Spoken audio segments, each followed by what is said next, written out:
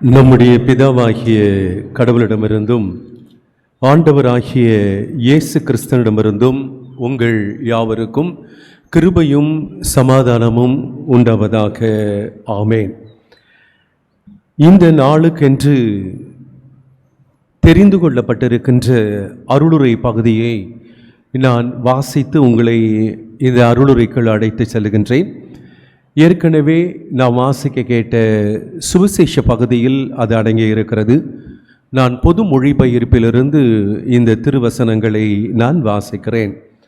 லூக்கா எழுதிய சுவிசேஷம் 10ஆம் அதிகாரம் முதல் 11 வசனங்களில் அடங்கியிருக்கிறது. லூக்கா 10ஆம் அதிகாரம் முதல் 11 வசனங்கள். இதற்கு பின் ஆண்டவர் வேறு 72 பேரை நியமித்து அவர்களை தாம் போகவிருந்த எல்லா ஊர்களுக்கும் இடங்களுக்கும் தமக்கு முன்னே இருவராக அனுப்பினார். அப்பொழுது அவர் அவர்களை நோக்கி கூறியது, அறுவடை மிகுதி, வேலை ஆட்களோ குறைவு. ஆகையால் தமது அறுவடைக்கு தேவையான வேலையாள்களை அனுப்பும்படி அறுவடையின் உரிமையாளரிடம் மன்றாடுங்கள். புறப்பட்டு போங்கள். ஓநாய்களிடையே ஆட்டுக்குட்டிகளை அனுப்புவது போல உங்களை நான் அனுப்புகிறேன். பணப்பையோ வேறு பையோ மிதியடிகளோ எதுவும் நீங்கள் எடுத்து செல்ல வேண்டாம். வழியில் எவருக்கும் வணக்கம் செலுத்த வேண்டாம். நீங்கள் எந்த வீட்டுக்குள் சென்றாலும் இந்த வீட்டுக்கு அமைதி உண்டாகுக என முதலில் கூறுங்கள். அமைதியை விரும்புவர் அங்கிருந்தால் நீங்கள் வாழ்த்து கூறிய அமைதி அவரிடம் தங்கும். இல்லாவிட்டால் அது உங்களிடமே திரும்பிவிடும். அவர்களிடம் உள்ளதை நீங்கள் உண்டு குடித்து அந்த வீட்டிலேயே தங்கியிருங்கள். ஏனெனில் வேலையாளர் தம் கூலிக்கு உரிமை உடையவரே. வீடு வீடாய் செல்ல வேண்டாம். நீங்கள் செல்லும் ஊரில் உங்களை ஏற்றுக்கொண்டால் உங்களுக்கு பரிமாறுவதை உண்ணுங்கள். அங்கு உடல் நலம் குன்றியோரை குணமாக்கி இறையாட்சி அவர்களை நெருங்கி வந்துவிட்டது என சொல்லுங்கள். நீங்கள் செல்லும் ஊரில் உங்களை ஏற்றுக்கொள்ளாவிட்டால் அதன் வீதிகளில் சென்று எங்கள் கால்களில் ஒட்டியுள்ள உங்கள் ஊர் தூசியையும் உதறிவிடுகிறோம். ஆயினும் இறையாட்சி நெருங்கி வந்துவிட்டது என்பதை அறிந்து கொள்ளுங்கள் என சொல்லுங்கள் என்றார். தலைகளை தாழ்த்தி ஆண்டவரை நோக்கி ஜெபிப்போம். வாரும் பரிசுத்த ஆவியானவரே, பற்பல மொழிகள் பேசும் பற்பல நாட்டினரை ஒரே விசுவாசம் உடையவர்களாய் இருக்கும்படி கூட்டி சேர்த்திருக்கிற தேவரீர், உம்முடைய வார்த்தையே சத்தியமென்று வந்திருக்கிற எங்களை நீர் ஏற்றுக்கொண்டு பேசுகிற அடியானை முழுவதுமாக மறைத்து என் ஆண்டவரின் திருவார்த்தைகள் மட்டும் வெளிவர அருள் செய்ய வேண்டுமாய் இயேசுவின் நாமத்தில் ஜெபிக்கிறோம் நல்ல பிதாவே, ஆமென். கிறிஸ்துவுக்குள் அருமையான இறைமக்களே, ஆண்டவர் இயேசு கிறிஸ்துனுடைய ஈடு இணையற்ற திருப்பெயரின் நாமத்தில் உங்களை அன்போடு வாழ்த்தி இந்த நேரத்தில் நான் ஆசீர்வதிக்கிறேன். என்னுடைய பெயர் ரெவரண்ட் டி. அகஸ்டின். நான் தமிழ் சுவிசேஷ லூத்தரன் திருச்சபையில் கடந்த 30 ஆண்டுகள் நான் பணியாற்றி இருக்கிறேன். நிறைவாக நம்முடைய சென்னை பட்டணத்தில் ஈஸ்ட் அண்ணா நகரில் அமைந்திருக்கின்ற அன்புநாதர் ஆலயத்தினுடைய சபைகுருவாகவும் சூப்பரிண்டெண்டிங் மினிஸ்டராகவும் பலவிதமான சூழல்களில் பணியாற்றி கடந்த மே மாதம் 31ஆம் தேதி நான் பணி ஓய்வு பெற்றிருக்கிறேன். என்னுடைய பணி ஓய்வுக்கு பிறகாக ஜூடா காஸ்பல் மியூசிக் மினிஸ்ட்ரி என்கின்ற ஒரு மாபெரும் ஊழியத்தை ஆரம்பித்து இசை வழியாகவும் கதா காலட்சேபம் போன்ற சூழல்களிலே என்னுடைய திருப்பணிகளை கடந்த 10 ஆண்டுகளுக்கு மேலாக நான் செய்து கொண்டிருக்கிறேன். ஓய்வு பெற்றதற்கு பிறகாக ஒரு முழு நேர ஊழியராக எங்களை நாங்கள் அர்ப்பணித்து தமிழகம் முழுவதும் நாங்கள் சென்று கொண்டிருக்கின்றோம். நானும் உங்களுடைய ஆயர் ரெவரண்ட் வெலிங்டன் ஜேசாஸ் ஐயர் அவர்களும் நல்ல நட்புள்ள நண்பர்கள். நீண்ட நாட்களுக்கு பிறகு ஆயர் அவர்களை இந்த ஆலயத்தினுடைய உறுப்பினர் திரு டேனியல் கிருபாகரன் ஐயா அவர்கள் மூலமாக நல்ல ஒரு சந்திப்பை ஏற்படுத்தி இந்த வாய்ப்பை கிடைத்ததற்காக நான் கர்த்தருக்கு நன்றி செலுத்துகின்றேன். குறிப்பாக உங்களோடு தமிழ் சுவிசேஷ லூத்தரன் திருச்சபையினுடைய ஓய்வு பெற்ற ஆயராக வந்து நிற்பதை நினைத்து கர்த்தருக்கு நன்றி செலுத்தி, ஆயருக்காகவும் ஆயர் அம்மாவுக்காகவும் குடும்பத்திற்காகவும் கமிட்டி செக்ரட்டரி, ட்ரெஷரர், பாஸ்டேட் கமிட்டி உறுப்பினர்கள் ஒவ்வொருவருக்கும் என்னுடைய மனதார நன்றியையும் வாழ்த்துக்களையும் இந்த நேரத்தில் தெரிவித்து கொண்டு, என்னுடைய உடன் ஊழியர் ஆற்காடு லூத்தரன் திருச்சபையினுடைய ஓய்வு பெற்ற ஆயர் ரெவரண்ட் டாக்டர் நல்லதாஸ் ஐயர் அவர்களுக்கும், இன்று வழிபாடை நடத்திய டீக்கன் அவர்களுக்கும் நன்றியை நான் தெரிவித்துக் கொள்கிறேன். இன்று கீபோர்டு வாசித்த அருமையான மகள் ரொம்ப அழகாக வாசித்தாங்க. அவர்களையும் இந்த நேரத்தில் நான் வாழ்த்தி ஆசீர்வதிக்கிறேன்.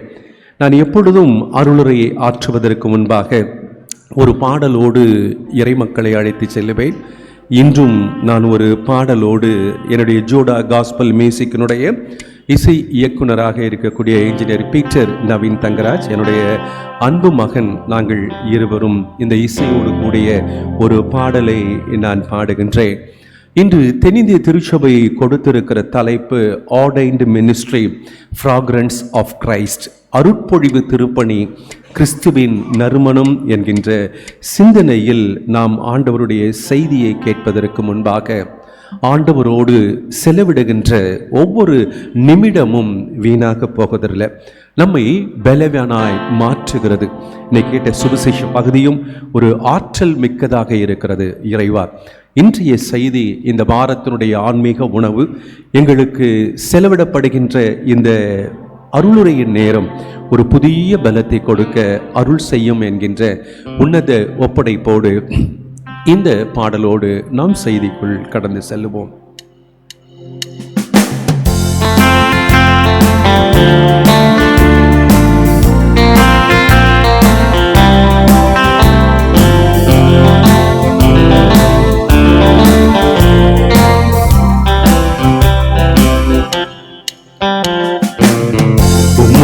செலவிடும் ஒவ்வொரு நிமிடமும் வீணாக போகாதையா, பலவானாய் மாற்றும் ஐயா, என்னை பலவானாய் மாற்றும் ஐயா. உம்மோடு செலவிடும் ஒவ்வொரு நிமிடமும் வீணாக போகாதையா, பலவானாய் மாற்றும் ஐயா, என்னை பலவானாய் மாற்றும் ஐயா. ஓ தேவ பிரசன்னம், என்ன ஆனந்தம், ஓ தேவ பிரசன்னம், என்ன ஆனந்தம், ஆகாயம் கொண்டு செல்லுவே, ஆகாயம் கொண்டு செல்லுவே. உம்மோடு செலவிடும் ஒவ்வொரு நிமிடமும் வீணாக போகாதையா, பலவானாய் மாற்றும் ஐயா, என்னை பலவானாய் மாற்றும் ஐயா.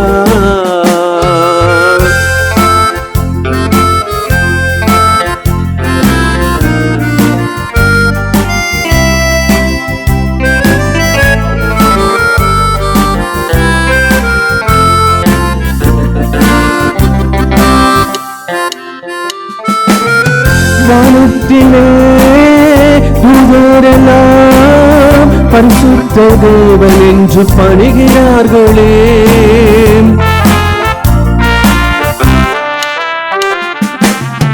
வானத்திலே தூதரெல்லாம் பரிசுத்த தேவன் என்று பணிகிறார்களே, பூமியிலே மண்ணான நான் உன்னாமும் வாழ்க என்று பொழிகிறேனையா, பூமியிலே மண்ணான நான் உன்னாமும் வாழ்க என்று பொழிகிறேனையா.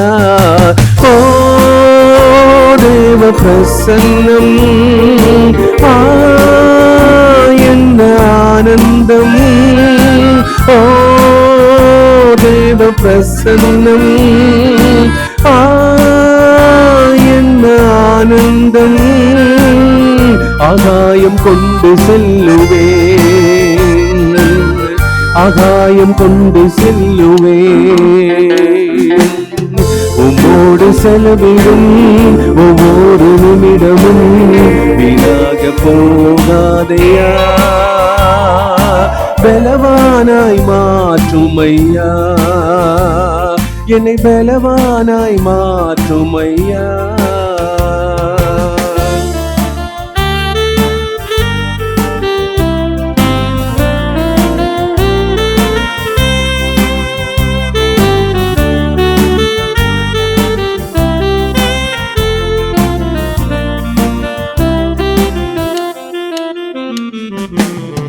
தாயானவள் தன் பாலனை மறந்தாலும் என்னை மறவாதவரே.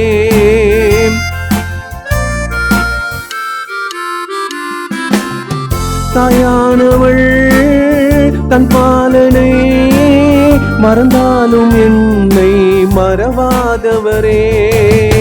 தகப்பனை போல் இரக்கமுள்ள பரிசுத்த தேவன் என்று துதிக்கிறேன் ஐயா. தகப்பனை போல் இரக்கமுள்ள பரிசுத்த தேவன் என்று துதிக்கிறேன் ஐயா. ஓ தேவ பிரசன்னம், என்ன ஆனந்தம். ஓ தேவ பிரசன்னம், என்ன ஆனந்தம். ஆகாயம் கொண்டு செல்லுவேன், ஆகாயம் கொண்டு செல்லுவேன். உம்மோடு செலவிடும் ஒவ்வொரு நிமிடமும் வீணாக போகாதையா. பலவானாய் மாற்றும் ஐயா, என்னை பலவானாய் மாற்றும் ஐயா, என்னை பலவானாய் மாற்றும் ஐயா. அருமையான இறை மக்களே, ஆண்டவரோடு இணைந்து நாம் நம்மை அர்ப்பணிக்கும் பொழுது அந்த பெலன் நம்மை வாழ வைத்துக் கொண்டிருக்கிறது. இன்று தென்னிந்திய திருச்சபையின் ஒழுங்கின்படி கொடுக்கப்பட்டிருக்கிற தலைப்பு ஆர்டைன்டு மினிஸ்ட்ரி ஃப்ராக்ரன்ஸ் ஆஃப் கிரைஸ்ட் என்று சொல்லி, அருட்பொழிவு திருப்பணியும் கிறிஸ்துவின் நறுமணமும் என்கின்ற ஒரு சிந்தனையை நாம் இந்த நாளிலே மிக சுருக்கமாக நாம் சிந்திக்க இருக்கிறோம்.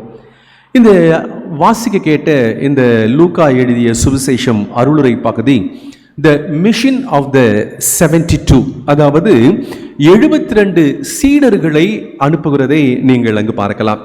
இது ஆண்டவர் இயேசு கிறிஸ்து தன்னுடைய இறை ஊழியத்திற்கு நின்று 12 சீடர்களை அவர் முன்குறித்தது மாத்திரமல்ல, அன்றைய காலகட்டங்களில் எந்த விதமான வசதிகள் கம்யூனிகேஷன்ஸ் இல்லாத ஒரு சூழல்களிலே அந்த 72 பகுதிகளுக்கும் அவர்கள் ஆண்டவர் அந்த பிள்ளைகளை அனுப்புகின்ற ஒரு சிந்தனை அந்த இடத்துல கொடுக்கப்பட்டிருக்கிறது.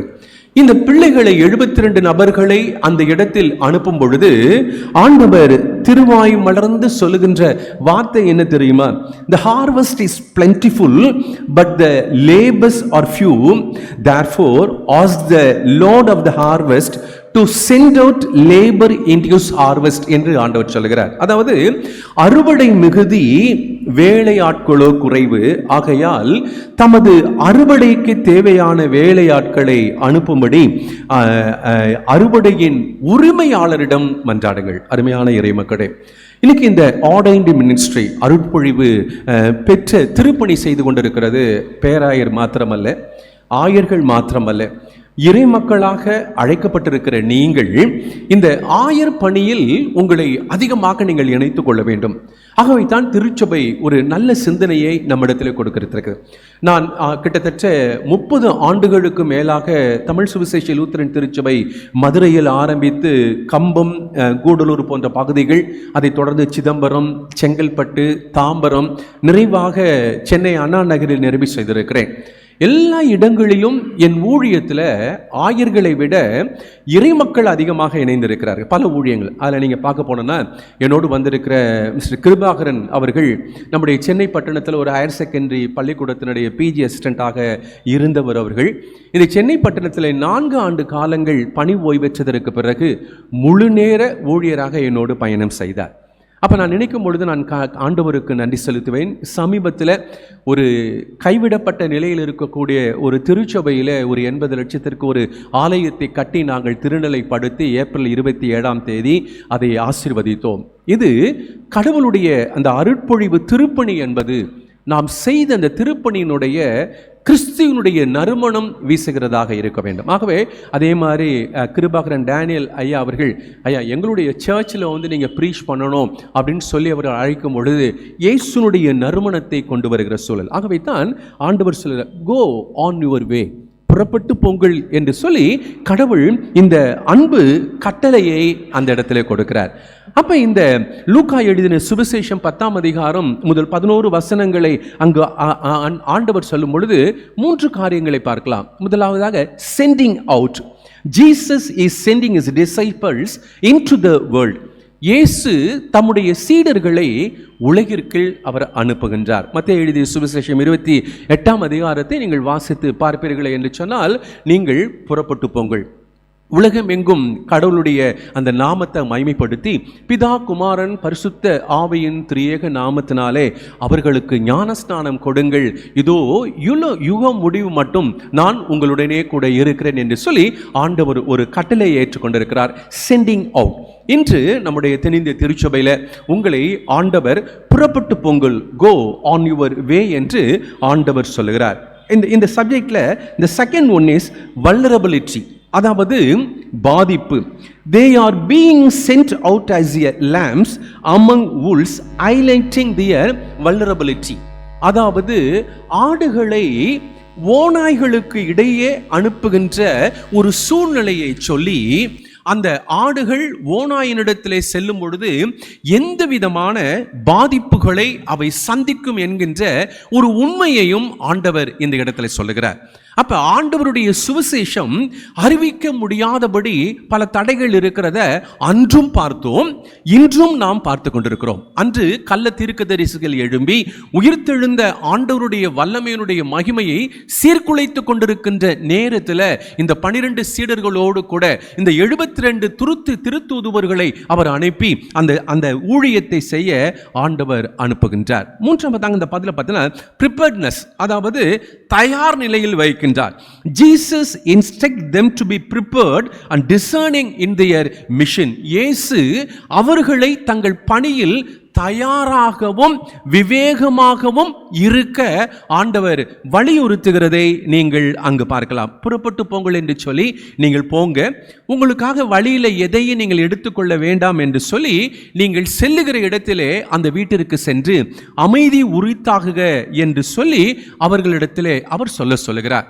வீடுகளிலே ஏற்றுக்கொண்டால் நீங்கள் அதை ஏற்றுக்கொண்டு வேலையால் கூலி பெறுவதற்கு தகுதி உள்ளவன். ஆகவே கடவுளுடைய ஊழியத்தை செய்கிற உங்களுக்கு அந்த இல்லத்தில் வரவேற்பும் அந்த இல்லத்தில் உங்களுக்கு கிடைக்கின்ற காரியங்களை நீங்கள் ஏற்றுக்கொள்ளுங்கள் என்று சொல்கிறார். ஒருவேளை அவர்கள் ஏற்றுக்கொள்ளவில்லை என்று சொன்னால் நீங்கள் வெளியிலே வந்து உங்கள் கால் தூசிகளை நீங்கள் உதறி தள்ளிவிட்டு நீங்கள் சொல்ல வேண்டிய வார்த்தை என்ன தெரியுமா?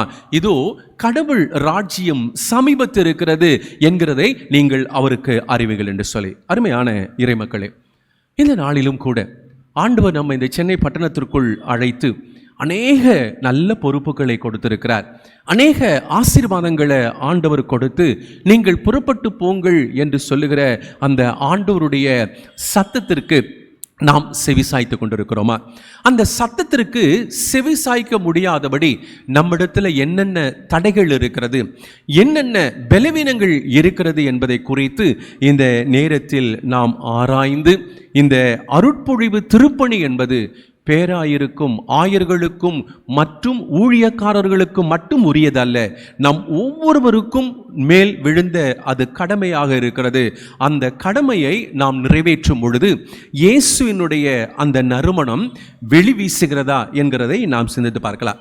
இன்று வாசிக்க கேட்ட இந்த பழைய ஏற்பாட்டு வேத பகுதி யாத்திரையாகம புத்தகம் 29ஆம் அதிகாரம் முதல் 9 வசனங்களை வாசித்தார்கள். First high priest of Israel, இஸ்ரவேல் மக்களிடத்திலே முதல் குருத்துவ பணிபுரிய திருநிலைப்படுத்துகிற ஒரு சூழலை பார்க்கிறோம். The ordination of the priest என்று அந்த பகுதிகளிலே போடப்பட்டிருக்கிறதை அங்கு பார்க்கலாம். ஆரோனும் அவருடைய பிள்ளைகளும் அங்கு அவர்கள் திருநிலைப்படுத்தப்படுகிறார்கள். He acted as a mediator between God and the Israelites, particularly in times of conflict. இந்த பிள்ளைகளை, ஆரோனையும் அவருடைய பிள்ளைகளையும் கடவுள் அபிஷேகம் செய்கிறார் அல்லவா? எதற்காக அபிஷேகம் செய்கிறார் என்று சொன்னால், கடவுளுக்கும் இந்த இஸ்ரவேல் மக்களுக்கும் நடுவராக இருந்து அவர்கள் அந்த திருப்பணியை செய்ய வேண்டும். குறிப்பாக பிரச்சனைகள் ஏற்படுகின்ற காலகட்டங்களில் அந்த பிரச்சனையை கடவுளிடத்தில் முழங்கால் படியிட்டு ஜெபித்து அந்த சூழல்களை கடவுள் சொல்லுகின்ற பதிலை அந்த மக்களிடத்தில் சொல்லி அந்த மக்களை நல்வழிப்படுத்துவதற்காக த ஆர்டினேஷன் ஆஃப் த பிரீஸ்ட் என்று கூறப்பட்டிருக்கிறது. ஆகவே தான் ஆலயத்தில் போதகரை நம்ம எப்படி பார்க்கணும் அப்படின்னு சொன்னீங்கன்னா, கடவுளுடைய பிரதிநிதியாக நாம் பார்க்க வேண்டும். அநேக ஆலயங்களில் 1000 லேமனையும் ஒரே சூழல்களிலே பார்க்கிற அநேக சூழலை பார்க்கிறோம். பெயர் சொல்லி அழைப்பது, ஆயரை கமெண்ட் பண்ணுவது, இதெல்லாம் ஒரு குடும்பத்திற்கும் நம்முடைய ஆன்மீக வாழ்விற்கும் மிகப்பெரிய ஒரு சரிவை ஏற்படுத்தி கொண்டிருக்கிறதை நாமும் நீங்களும் உணர வேண்டும். அப்ப இந்த ஹூ இஸ் த பிரீஸ்ட் என்கிறத இந்த 29ஆம் அதிகாரம் சொல்லுகிறது. மீண்டும் உங்களுக்கு நான் நினைவுபடுத்துகிறேன். He acted as a mediator between God and the Israelites, particularly in times of conflict. ஆகவே கடவுளுடைய பிரதிநிதி. உன் குடும்பத்தில் பல பிரச்சனைகள் வரலாம், உன்னுடைய அலுவலகத்தில் பல பிரச்சனைகள் வரலாம், பிரச்சனை இல்லாத மனிதனே அல்ல. அப்பேற்பட்ட காலகட்டங்களில் தேவனுடைய ஆலயத்திற்குள்ளாக நானும் நீங்களும் வரும் பொழுது, ஆண்டவரோடு இருக்கும் பொழுது, கர்த்தர் போதகர்களோடு பேசும் பொழுது, அந்த வார்த்தை உன் இதயத்திற்குள் வரும் பொழுது அந்த இதயம் அதை ஏற்றுக்கொள்ளுமே என்றால் உன்னை செவைப்படுத்துகிறது. இதுதான் பிரீஸ்டினுடையோடு. இன்னைக்கு நாம் நம்முடைய போதகரை நாம் எப்படி விமர்சிக்கிறோமா? அவரை கடவுளுடைய பிரதிநிதியாக நாம் பார்க்கிறோமா? அப்ப இந்த பிரீஸ்டினுடைய கான்செப்ட் என்ன அப்படின்னு பார்க்கணும்னா, he is a spokesperson, கடவுளோடு பேசக்கூடிய ஒரு மனிதனாக இருக்கிறார். இரண்டாவதாக லீடர்ஷிப், தலைமைத்துவ குவாலிட்டியை வைத்திருக்கிறார். சேலஞ்சஸ், பல சவால்கள். ஒருவேளை இந்த ஆலயத்தை நிர்ணயிப்பது என்பது ஆன்மீக மாத்திரமல்ல, நிர்வாகத்தில் பல சிக்கல்கள், பலவிதமான சூழல்கள், அவற்றையெல்லாம் உள்வாங்கிக் கொண்டு தன்னுடைய திருப்பணிகளை நிறைவேற்றும் பொழுது மக்களுக்கு தேவை ஆன்மீக காரியங்கள். ஆகவே இவற்றை நிறைவேற்றுகின்ற ஒரு சூழல், லீகசி, அதாவது மரபுரிமை, இவற்றை நீங்கள் பார்க்கலாம். இந்த மரபுரிமையை அவர்கள் அப்படியே கொண்டு வந்து, எனக்கு பிறகு என் குடும்பத்தினுடைய பிள்ளைகள் வர வேண்டும் என்கிறத ஆரோனுடைய அந்த குல கொழுந்தே எப்படியோ குருத்துவ ஊழியத்திற்கென்று அர்ப்பணிக்கிறதை பார்க்கலாம். எண்ட் ஆஃப் லைஃப், அந்த ஸ்போக்ஸ் பர்சனுடைய முடிவை பார்த்தீங்கன்னா ரொம்ப பயங்கரமாக இருக்கும். ஒரு உதாரணத்துக்கு நீங்கள் பார்க்க போனீங்கன்னா, உபாகம புத்தகம் 34ஆம் அதிகாரம் 4வது வசனத்தில் மோசே தன்னுடைய 120 வயதில் அவர் என்ன செய்கிறார் என்று சொன்னால் தன்னுடைய வாழ்வை கடந்து போகிறார். ஆரோனை நீங்க பார்த்தீங்கன்னா, மோசேயினுடைய கை தளர்ந்து போன போது யாத்திரையாகமம் 17ஆம் அதிகாரம் 12வது வசனத்தில் அந்த அமலேக்கியர்கள் போர் தொடுத்து கொண்டு வருகின்ற நேரத்தில் கடவுள் ஒரு கட்டளையை கொடுக்கிறார். அந்த குருவானவர் தன்னுடைய கைகளை வைத்து கொண்டு அவர் ஓங்கிய அந்த இடத்துல ஜெபிக்கும் பொழுது அந்த அமலேக்கியரை இஸ்ரவேல் தோற்கடித்துக் கொண்டிருந்தார்கள். சரீர பலவீனத்தினால அந்த ஸ்போக்ஸ் பர்சனுடைய கை தளர்ந்து போகும் பொழுது அமலேக்கியர்கள் அவர்கள் மெச்சுக்கொள்கிறதை பார்க்கிறோம். அப்ப இந்த குருத்துவ ஊழியத்திற்கென்று அர்ப்பணிக்கப்பட்டிருக்கிற ஆரோன், கூர் என்பவர்களும் என்ன செய்கிறார்கள் என்று சொன்னால், அந்த இடத்துல வந்து அந்த மோசேயினுடைய கைகளை தாங்கி பிடிக்கின்ற ஒரு சூழல் வருகிறது. எவ்வளவு நேரம் தாங்கி பிடிக்கிறாங்க அப்படின்னு பார்த்தீங்கன்னா, அந்த யாத்திரையாகமம் 17ஆம் அதிகாரம் 15வது வசனத்தில் கதிரவன் மறைகிற வரை அவர்கள் அந்த கைகளை தாங்கி பிடித்து கொண்டிருந்தார்கள். அங்கு இஸ்ரவேல் வெற்றி பெற்றார்கள். இன்னைக்கு நம்முடைய கிறிஸ்தவ சமுதாயத்தில் பல தொய்வுகள், பல போராட்டங்கள், பல பிசாசனுடைய அந்த அவ்விதமான ஒரு சூழல்கள் மத்தியில் ஒரு ஊழியக்காரருடைய கைகளை நீங்கள் சுமந்து பிடிக்கிறவர்களாக நீங்கள் இருக்கிறீர்களா? பலவிதமான பாடுகள், பலவிதமான கஷ்டங்கள். இதில் பார்த்தீங்கன்னா கர்த்தருடைய ஊழியத்தை செய்து வந்த மோசே கானான் தேசத்தை பார்க்கல. கடவுள் அழைத்து செல்லும் பொழுது அதோ காண்பிக்கிறேன் பார், இதுதான் இந்த கானான் தேசம், உன் வழிமரபினருக்கு இந்த கானான் தேசத்தை நான் கொடுப்பேன், ஆனால் நான் உனக்கு கொடுக்க போறதில்லைன்னு சொல்லும்போது ஆரோனுக்கும் அதே நிலைமையை இந்த வேதாகமத்தில் பார்க்கும் பொழுது ஆரோன் கானான் தேசத்தை பார்க்கிறார். ஆனால் அந்த கானான் தேசத்தில் அவர் அடியெடுத்து வைக்கவில்லை என்கிறதை நாம் இங்கு பார்க்கிறோம். அப்போ இந்த பழைய ஏற்பாட்டு வேத பகுதி சொல்லுகிறது, கிறிஸ்துவ பணிபுரிய திருநிலைப்படுத்துதலுடைய ஆழத்தை நம்ம அறிந்திருக்கிறோம். அவர் செய்தி தொடர்பாளராக, தலைமைத்துவம் உள்ளவராக, சவால்கள் நிறைந்தவராக, மரபுரிமையை அவர் ஏற்றுக்கொள்ளுகிறவராக, வாழ்க்கையின் முடிவை நாம் இந்த பகுதிகளிலே நாம் இங்கு பார்க்கிறோம். ஆகவே கடவுளுடைய அருட்பொழிவுடைய திருப்பணியை நீங்கள் பார்ப்பீர்கள், கடவுளுடைய நறுமணம் வீசும் பிள்ளைகளாக மாறுகிறதை நீங்கள் அங்கு பார்க்கலாம். சங்கீதத்தை இன்று நம்ம முறையாக நாம் வாசித்தோம். 99வது சங்கீதத்தை வாசிக்கும் பொழுது அதில் அனைத்துலகின் ஆண்டவரை பற்றி இங்கே சொல்லும் பொழுது 6வது வசனத்தில், திருப்பாடல்கள் 99 6வது வசனத்தில், மோசேயும் ஆரோனும் அவர் தம் குருக்களாக இருக்கிறார்கள் என்று சொல்லி இந்த குருத்துவ ஊழியத்தினுடைய மகிமையை சொல்றதை நாம் இந்த பகுதிகளிலே பார்க்கிறோம். இன்னைக்கு கொடுக்கப்பட்ட நிருப பகுதி என்று நாங்கள் சொல்லுவோம். இந்த எபேசியர் 5ஆம் அதிகாரம் 1 முதல் 14 வசனங்களை வாசிக்கும் பொழுது a fragrant offering and sacrifice to God என்று அந்த இடத்துல போடப்பட்டிருக்கிறது. ஆண்டவருக்கு சுகந்த வாசனையின் காணிக்கையாக கடவுள் நம்மை அர்ப்பணிக்க அழைத்திருக்கிறார். அந்த பகுதியை வாசிக்கும் பொழுது, நீங்கள் கடவுளின் அன்பார்ந்த பிள்ளைகளாய் அவரை போல ஆகுங்கள். அந்த இடத்துல அந்த எபேசி திருச்சபைக்கு தூய பவுலடிகளார் எழுதும் பொழுது சொல்லுகிற வார்த்தை, நீங்கள் கடவுளின் அன்பார்ந்த பிள்ளைகளாய் அவரை போல மாறுங்கள். இயேசுவை போல நாம் இருக்கிறோமா? நம்முடைய வார்த்தைகள், நம்முடைய செயல்பாடுகள் எப்படி இருக்கிறது? கிறிஸ்து உங்களுக்காக தம்மை நறுமணம் வீசும் பலியும் காணிக்கையுமாக கடவுளிடம் ஒப்படைத்து உங்களிடம் அன்பு கூர்ந்தது போல அன்பு கொண்டு நீங்கள் வாழுங்கள் என்று சொல்லி இந்த எபேசியர் 5ஆம் அதிகாரம் 1 முதல் 14 வசனங்களை அங்கு வாசிக்க கேட்கிறோம். மேலும் இந்த பகுதியை இல்லத்திற்கு சென்று நீங்கள் முழுமையாக வாசித்து பார்ப்பீர்கள் என்றால் ஒளி பெற்றவர்களாய் நடந்து கொள்ளுங்கள் என்று இங்கு சொல்லப்பட்டிருக்கிறது. அருமையான தேவச்சனமே, நான் ஏற்கனவே சொன்னேன், அருட்பொழிவு திருப்பணி என்பது ஆயர்களுக்கு மாத்திரம் உரியதல்ல, நமக்கும் இருக்கிறது. ஆகவே இந்த ஆய திருப்பணியை பெற்றுக்கொண்டிருக்கிற நானும் நீங்களும் கூட ஒளி பெற்றவர்களாய் நடந்து கொள்ளுங்கள். Behave as one has received light என்று சொல்லி அடுத்தது சொல்லப்படுகிறது, தூங்குகிறவனே விழித்து எழு, இறந்தவனே உயிர் பெறு, கிறிஸ்து உன் மீது ஒளிர்ந்து எழுவார். ரொம்ப அழகான இது ஒரு பாடலுடைய வரி. ஆதிகால திருச்சபையில் ஞானஸ்நான ஆராதனையில் இவற்றை பற்றி கூறுவதாக இறையியலாளர்கள் சொல்லுகிறார்கள். அந்த ஆராசனை வரும்பொழுது இறை மக்களிடத்தில் சொல்லுகிறார்கள், தூங்குகிறவனே விழி என்று, awake you who sleep. இப்போ நம்ம இப்போ உட்காந்துட்டே இருப்போம். இப்போ நிறைய பேர் நீங்கள் பார்த்தீங்கன்னா சர்ச்சில் உட்காந்து என்னை பார்த்துட்டு இருக்க மாதிரியா இருக்கிறோம், ஆனால் ஃபிசிக்கலி ப்ரெசன்ட், மென்டலி ஆப்சென்ட் நிறைய பேர் பார்ப்போம் இல்லையா? என்ன டைம் ஆயிடுச்சு, நம்ம வீட்டுக்கு போகணுமே, இன்னைக்கு சண்டேஸில் இவ்வளோ காரியங்கள் இருக்குன்னு சொல்லி இருக்கக்கூடிய பார்க்குறோம். ஆனால் ஆண்டவர் சொல்கிறாரு, தூங்குகிறவனே நீ விழித்தெழு. இந்த உலகத்தை நாம் மேற்கொள்ளணும். கடைசி நிமிடங்களிலே நாம் வாழ்ந்து கொண்டு இருக்கிறோம். நம்மை சுற்றி எத்தனை விதமான அழிவுகள், மழையினால் எத்தனை சேதங்கள், நிலச்சரிவுகள் ஏற்படுகிறது, கடல் கொந்தளிக்கிறதை பார்க்கிறோம், எரிமலைகள் வெடித்து விடுகின்ற ஒரு சூழல்களிலே நம்மை சுற்றி வாழ்க்கையின் முடிவு எந்த நேரத்தில் வருங்கிறது நமக்கு தெரியல. ஆனால் தூங்குகிறவனை போல விழித்து கொண்டிருக்கிறோம். நம்முடைய வீட்டில் தொலைக்காட்சி வரும்பொழுது தொலைக்காட்சியில் எல்லாத்தையும் நமக்கு திட்டம் தெளிவாக சொல்லுகிறார்கள். இவ்வளோத்தையும் கேட்டுட்டு திங்கட்கிழமை போகும்பொழுது ஆஃபீஸில் நம்ம எப்படி இருக்கோம்? திங்கட்கிழமை நம்ம ஸ்கூலுக்கு போகும்போது எப்படி இருக்கும்? ஆஸ் எ டீச்சரா, ஆஸ் எ ஸ்டூடெண்டா, ஆஸ் எ ஒரு ஒன் ஆஃப் த ஆஃபீஸர்ஸா நம்ம எப்படி இருக்குன்னு கேட்டால், கிறிஸ்துவின் பிரதிபலிப்பு என்னிலிருந்து கிறிஸ்துவனுடைய நறுமணம் வருகிறதா என்று சொன்னால் இல்லை என்பதை நாம் ஒத்துக்கொள்கிறோமா? தூங்குகிறவனே விழி, இறந்தவனே உயிர்த்தெழு. அடுத்த வசனத்தை அந்த எபேசியர் சொல்லும் பொழுது, நீ இறந்து போனவனை கம் டு லைஃப் அப்படின்னு சொல்றாங்க.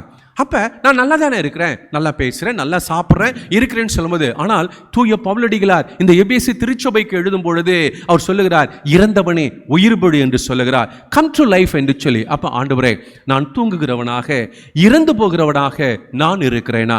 திருப்பாடல்கள் 115வது திருப்பாடல்களை நீங்கள் வாசித்து பார்ப்பீர்கள் என்றால், கர்த்தர் நம்மை நினைத்திருக்கிறான்னு சொல்லி அப்படியே சொல்லிட்டு கடைசியில் மரணத்தில் இருக்கிறவர்களும் கடவுளுடைய அந்த வார்த்தைகளை மறக்கிறவர்களும் அவரத்திலே மௌனத்தில் இறங்குகிறவர்களாக இருக்கிறார்கள் என்று சொல்லி அந்த இடத்துல தாவீது சொல்கிறத நம்ம அங்கே பார்க்குறோம். ஆகவே கம் டு லைஃப், நாம் கடவுளுடைய பிள்ளைகளாக ஏற்றுக்கொண்டிருக்கிற நாம் வாழ்வுக்குள் வரணும்.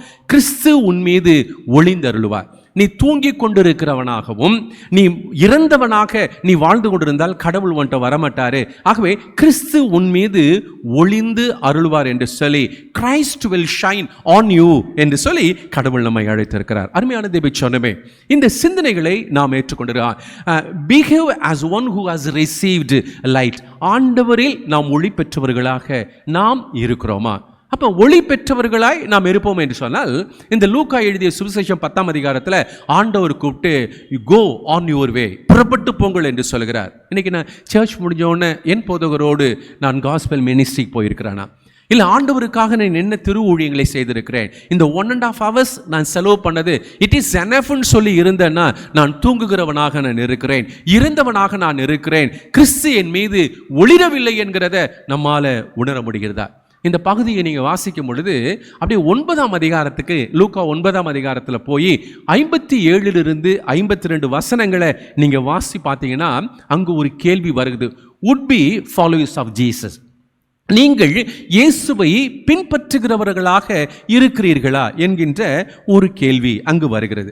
அப்ப இயேசுவை பின்பற்றி வருகிறவர்களாக நானும் நீங்களும் இருக்கிறோம் என்று சொன்னால், ஆண்டவர் சொன்னாரு, என்னை பின்பற்றி வா அப்படிங்கிறார். கம் ஃபாலோ மீ அப்படின்னு ஆண்டவர் சொல்றாரு.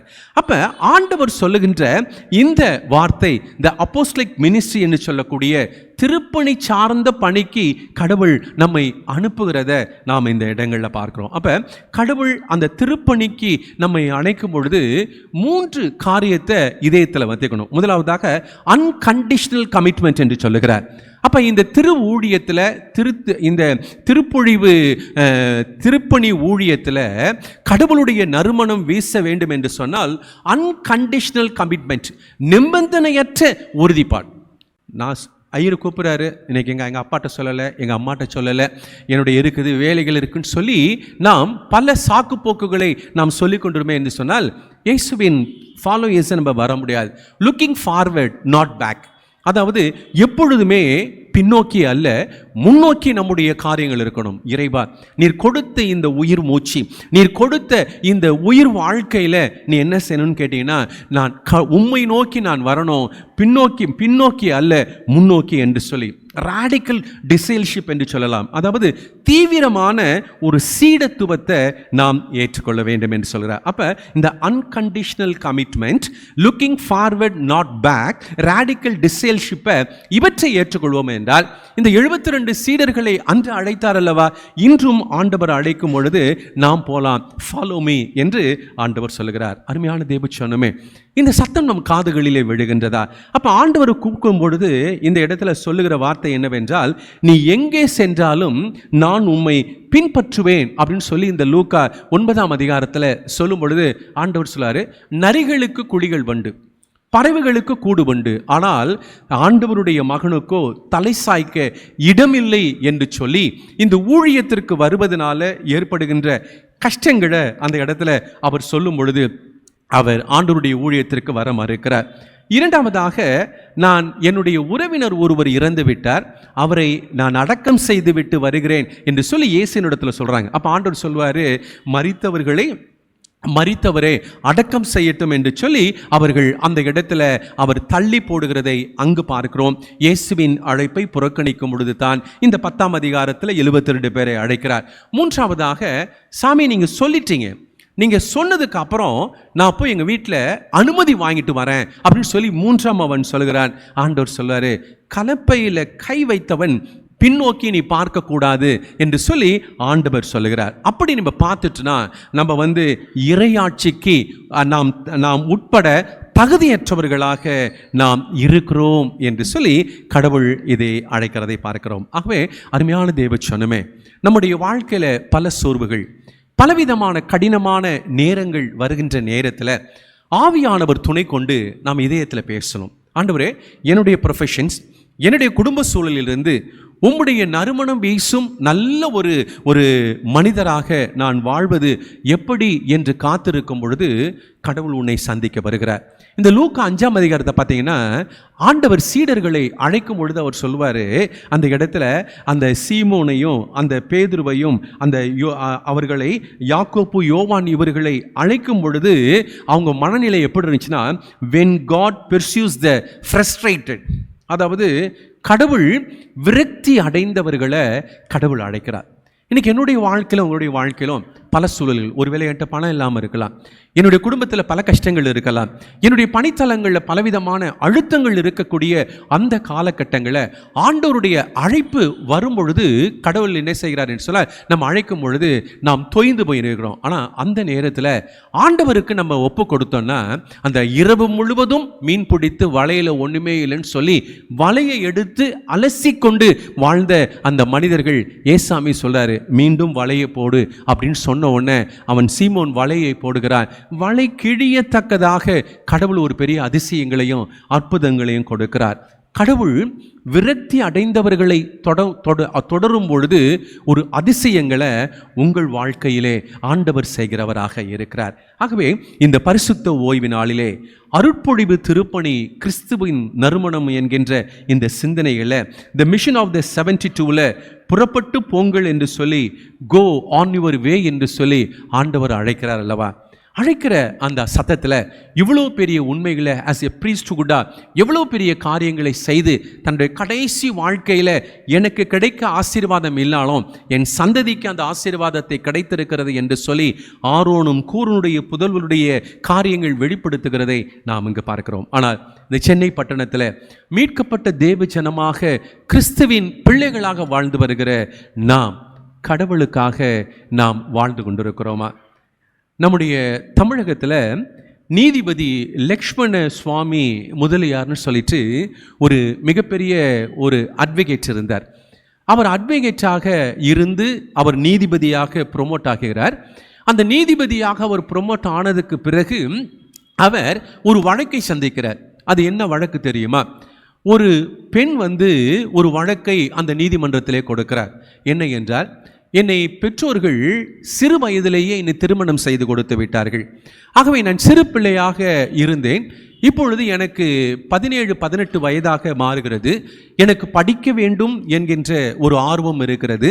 ஆனால் என்னை படிக்கிறதுக்கு எங்கள் வீட்டில் விடலை. எங்களுடைய உற்றார் உறவினர்கள் எல்லாம் என்னை மிகுந்த ஒரு சூழலுக்குள் தள்ளுகிறார்கள். இது வேதனையை கொடுக்கிறது. ஆகவே என்னை படிப்பதற்கு அனுமதிக்க வேண்டும் என்று சொல்லி ஒரு நீதிபதியினிடம் ஒரு வழக்கை கொடுக்கிறார். அந்த நீதிபதி என்ன செய்கிறார் என்று சொன்னால், அந்த வழக்கை ஆய்வு செய்து ஒரு தீர்ப்பை கொடுக்கிறார். இந்த பிள்ளை சுதந்திர திருநாட்டில் வாழ்ந்து கொண்டிருக்கிற இந்த பெண்ணை அடக்குவதற்கு யாருக்கும் அதிகாரம் கிடையாது. அந்த மகள் படிப்பதற்கான அனைத்து உரிமைகளையும் இருக்கிறது என்று சொல்லி ஒரு தீர்ப்பை வெளியிடுகிறாராம். இந்த தீர்ப்பை வெளிவிட்டவுடன் அந்த பெண்ணுக்கு ஒரே மகிழ்ச்சி. அந்த நீதிபதியை பார்த்து வணங்கிட்டு, நான் படித்து ஒரு பெரிய மனிதராக மாறுவேன் என்று சொல்லி அவர் கடந்து போகிறார். அன்று இரவு நீதிபதி வீட்டிற்கு செல்கிறார். அந்த வீட்டில் அவர் உணவு அருந்திவிட்டு வீட்டில் அமர்ந்திருக்கும் பொழுது அவர் யோசித்து பார்க்கிறார். இந்த ஒரு பெண்ணினுடைய வழக்கு அவரை வித்தியாசமாக பார்க்கிறது. இவ்வளவு நாட்கள் இந்த பெண் வரல, இந்த ஒரு பெண்ணுக்கு நான் விடுதலையை நான் கொடுத்துட்டேன். ஆனால் இவ்விதமாக எத்தனை பெண்கள் அவர்கள் வாழ்ந்து கொண்டிருக்கிறார்கள் என்று சொல்லி அவர் யோசித்து தன்னுடைய மனைவியோடு பேசிட்டு கடைசியாக ஒரு தீர்மானத்தை எடுக்கிறார். ஒரு பெண்களுக்கான ஒரு கல்லூரியை ஆரம்பிக்க வேண்டும் என்று சொல்லி அந்த பெண்களுக்கான கல்லூரியை ஆரம்பிக்கலாம் என்று சொல்லி ஒரு முயற்சி எடுத்து அந்த கல்லூரியை ஆரம்பிக்கிறார் இவர் நீதிபதி. அப்போ அந்த பெண்கள் கல்லூரியை நடத்துவதற்கு ஒரு பெண் இருக்க வேண்டும் என்று சொல்லி அந்த என்ன செய்கிறார் என்று சொன்னால், ஒரு பெண் நிர்வாகியை அந்த இடத்துல அவர் நிர்வாகத்திலே கொண்டு வருகிறார். அந்த பெண் பிரின்சிபால் நீதிபதிட்டு சொல்கிறாங்க, ஐயா நீதிபதி, நீங்கள் ஆரம்பிக்கிறீங்க, நீங்கள் ஆரம்பிக்கிற இந்த இன்ஸ்டிடியூஷனில் உங்களுடைய தலையீடு குறுக்கீடு வரக்கூடாது அப்படின்னு சொல்லி அவங்க அசூரன்ஸ் கொடுக்குறாங்க. என்னம்மா எந்த இதில் நான் நடத்துகிற நிர்வாகத்தில் நீங்கள் தலையிடக்கூடாது. இரண்டாவதாக, எந்த வயதிலும் நாங்கள் பெண்களை நாங்கள் சேர்த்துக்கொள்வோம். அது 20 வயதாக இருக்கலாம், 30 வயதாக இருக்கலாம், 40 வயதாக இருக்கலாம். நாங்கள் சேர்த்து அவர்களுக்கு கல்வியினுடைய அந்த கொடுப்போம். ஒருவேளை பெண்களுக்கு குழந்தைகள் இருந்தால் கூட, பால் கொடுக்கிற குழந்தைகள் இருந்தால் கூட, அவர்களை அழைத்து கல்வி கொடுத்து அவர்களுக்கு தேவையான காரியங்களை செய்வோம் என்று சொல்லிட்டு கட்டணம் இல்லாமல் அனைத்து வசதிகளையும் செய்து அந்த பெண்கள் படிப்பதற்கான அனுமதியை அந்த நீதிபதி அவர் கொடுக்கிறார். ஃபைனலாக பிள்ளைகள் கல்லூரியிலே சேரும்போது பெண்கள் வரும்பொழுது அவங்க அப்பா அவங்க அம்மாட்ட அந்த கன்சர்ன் லெட்டர் வாங்கிட்டு வரணும்னு சொல்லும் பொழுது அந்த லெட்டரை நான் கேட்க மாட்டேன், எந்த பெண் படிக்க வருகிறார்களோ அந்த பெண்ணினுடைய சம்மதம் மட்டுமே இருந்தால் போதும் நாங்கள் சேர்த்துக்கொள்வோம் என்று சொல்கிறார். நீதிபதி ஒப்புதலை கொடுத்து விடுகின்றார். அந்த கல்லூரி ஆரம்பிக்கிறது. அருமையான இறைமக்களே, ஒரு நீதிபதியாக இருக்கிறவர் தன்னுடைய நீதிபதி பணியில் தீர்ப்பு மட்டுமே தன்னுடைய பணி அல்லன்னு யோசிக்கல. மாறாக அவர் எதிர்காலத்தினுடைய பெண்களுடைய வாழ்க்கை என்ன அப்படிங்கிறத நினைக்கிறார். அந்த கல்லூரி வேறு எங்குமே அல்ல, நம்முடைய சென்னை பட்டணத்தில் இருக்கக்கூடிய எத்திராஜ் கல்லூரி தான் அதனுடைய வரலாறுடைய ஒரு துவக்கமாக இருக்கிறதை நாம் அந்த இடங்களில் நாம் இந்த நாளில் நம்ம பார்க்குறோம். அதில் அந்த நீதிபதி யார் என்று சொன்னால் அவர்தான் VL எத்திராஜ் லக்ஷ்மணசாமி முதலியார் அவர்கள். இந்த சிந்தனைக்குள் கடவுள் அவரை அழைத்து வருகிறார். 1948ஆம் ஆண்டு இந்த கல்லூரி ஆரம்பிக்கப்படுகிறது. இந்த கல்லூரியுடைய நோக்கம் என்ன? With aim of providing quality education to women and empowering them என்று சொல்லி அந்த கல்லூரியினுடைய ஒரு சூழலை கொடுக்கிறார். எப்போ ஆரம்பிக்கிறார் தெரியுமா? தன்னுடைய 58வது வயதில் இந்த கல்லூரியை அவர் ஆரம்பிக்கிறார். 18/7/1890 அவர் ஆரம்பித்திருக்கிறார். அவருடைய சொந்த ஊர் நார்த்தார்காடு மாவட்டம் தோட்டப்பாளையத்தில் இருக்கக்கூடிய வேலூர். அவர் சென்னை பிரசிடென்ட்ஸ் காலேஜில் மாணவராக படிக்கிறார். அவருடைய ஆசிரியர் யார் என்று சொன்னால் டாக்டர் சர்வப்பள்ளி ராதாகிருஷ்ணனுடைய மாணவனாக அவர் இருக்கிறார். இந்த doctor Radhakrishnan the first president of the republic of India, அவருடைய மாணவராக அவர் இருக்கிறதை பார்க்கிறோம். இவர் படிப்புல வந்ததுக்கு அப்புறம் இவர் இந்த அயர்லாந்து என்று சொல்லக்கூடிய அந்த தேசத்தில் போய் தன்னுடைய BL பட்டப்படிப்பை அவர் ஆசீர்வாதமாக நிறைவு செய்து வருகிறார். அங்க லா ஸ்டூடெண்டாக முடிச்சுட்டு இவர் தான் இந்த VL எத்திராஜ் லக்ஷ்மணசாமி தான் பார் அசோசியேஷனை அவர் உருவாக்குகிறத நாம் இந்த இடங்களில் பார்க்கிறோம். அருமையான தேவச்சனமே, the first Indian to be appointed as the crown prosecutor by the British government. அந்த பிரிட்டிஷ் கவர்மெண்ட் இருக்கக்கூடிய காலகட்டத்தில் ஃபர்ஸ்ட் பப்ளிக் ப்ராசிக்யூட்டராக இந்த VL எத்திராஜ் லக்ஷ்மணசாமி அவர்கள் அங்கு நியமிக்கப்படுகிற ஒரு சூழலை வரலாறு சொல்லுகிறதை நாம் இந்த இடங்களில் பார்க்கிறோம். நல்லா யோசிச்சு பாருங்க. ஒரு புதுமை பிறக்கிறது என்று சொன்னால், ஒரு நறுமணம் பிறக்கிறது என்று சொன்னால், இன்னைக்கு 1948 பிறந்த இந்த எத்திராஜ் கல்லூரியில் எத்தனை மாணவிகள் உருவாக்கப்பட்டிருப்பார்கள்.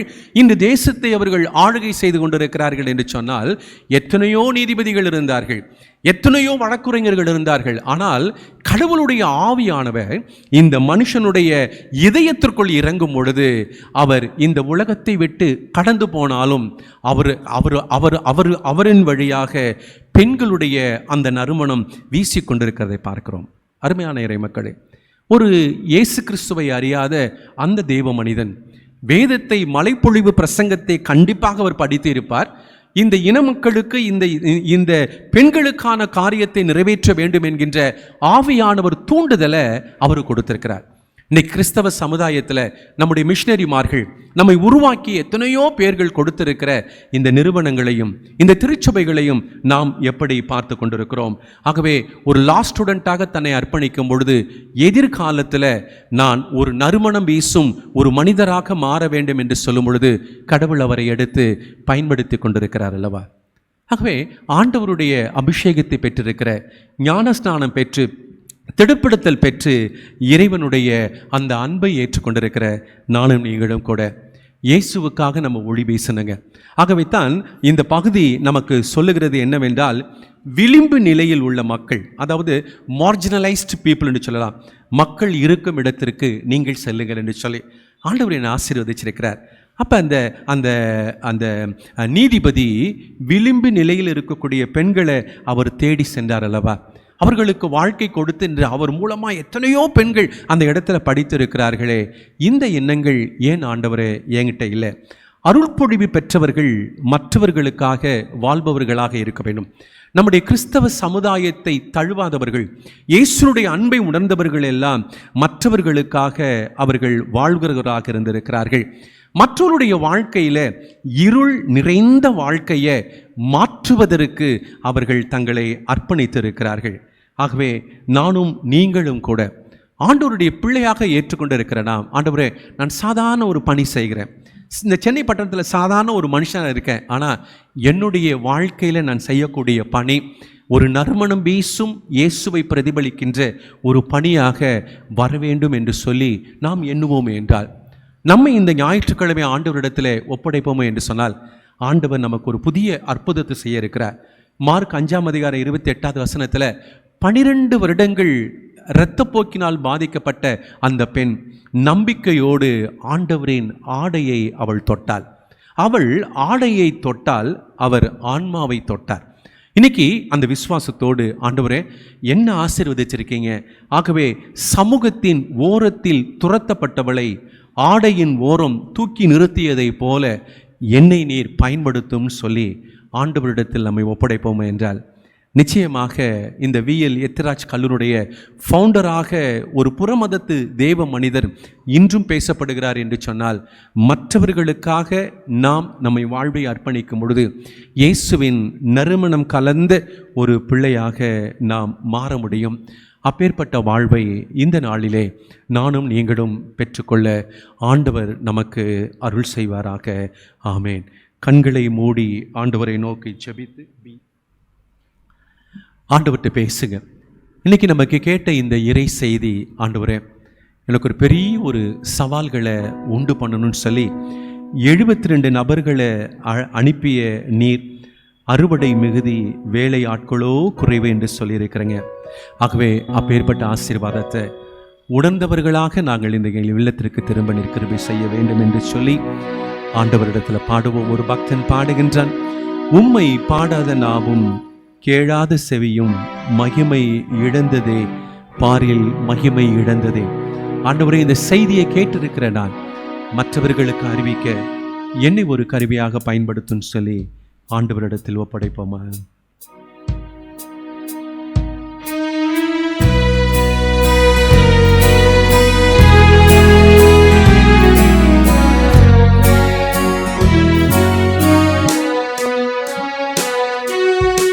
உம்மை பாடாத நாவும் கேளாத செவியும் மகிமை இழந்ததே, பாரில் மகிமை இழந்ததே.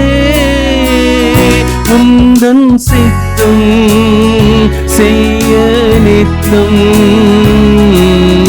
இயேசுவே நீர் என்னை ஆட்கொள்ளுமே. உந்தன் சித்தம் செய்ய நித்தம் இயேசுவே நீர் என்னை ஆட்கொள்ளுமே.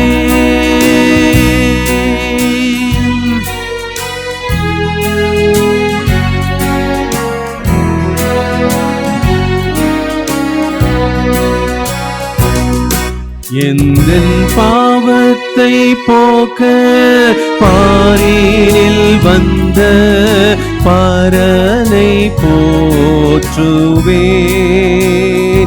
எந்தன் பாவத்தை போக்க பாரினில் வந்த பரனை போற்றுவேன். தேவ பரனை போற்றிடுவே. உந்தன் சித்தம் செய்ய நித்தம் இயேசுவே நீர் என்னை ஆட்கொள்ளுமே உந்தம் சித்தம் செய்ய நித்தம். இயேசுவே நீர் என்னை ஆட்கொள்ளுமே. உம்மை பாடாத நாவும் கேளாத செவியும் மகிமை இழந்ததே. பாரில் மகிமை இழந்ததே. ஆமாண்டவரே, உம்மை பாடாத நாவும் கேளாத செவியும் மகிமை இழந்ததே, பாரில் மகிமை இழந்ததே என்று சொல்லி இந்த பக்தன் பாடுகிறான். ஐயா, உம்முடைய வார்த்தைகளை கேட்டிருக்கிறோம், உம்முடைய அற்புதத்தை கேட்டிருக்கிறோம். இந்த உலகத்திற்கு நீங்கள் ஒளியாக ஒப்பாக இருங்கள் என்று சொல்லியிருக்கிறார் ஐயா. அப்பேற்பட்ட வாழ்க்கையை நாங்கள் வாழ்ந்து இயேசுவின் சுகந்த பலியாக, சுகந்த காணிக்கையாக, நறுமண வீசும் வழியாக இறைவனிடத்தில் எங்களை ஒப்படைக்க கர்த்தர் அருள் செய்ய வேண்டும் என்று இயேசுவின் திருப்பெயரில் இறை வேண்டுதல் செய்கிறோம் நல்ல கடவுளே. ஆமென்.